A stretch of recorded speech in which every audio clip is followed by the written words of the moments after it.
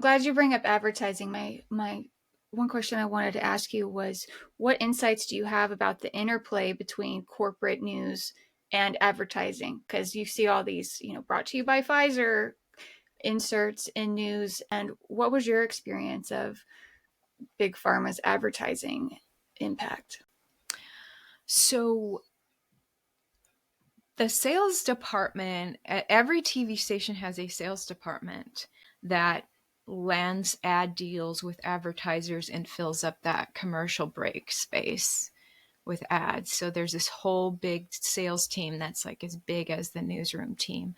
And it's always in a completely separate section of the building. The salespeople and the news people are not supposed to cross paths, because you want to maintain that separation so that there's no conflict of interest of like a sales guy being like, I'm about to land this big pharma ad deal, so please don't cover this story on big pharma because we're friends, right? The company, this is the narrative all reporters nationwide are fed.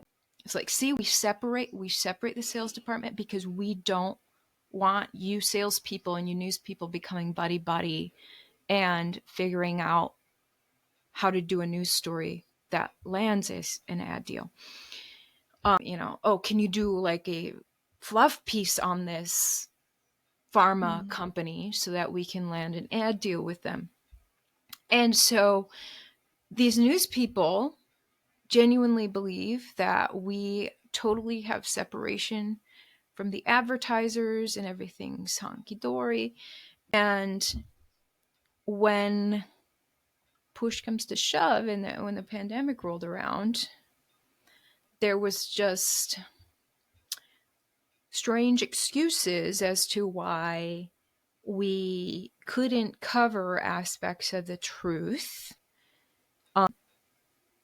And I think, any news person who was really had the courage to take some blinders off and really look at things big picture would say, okay, something's off here.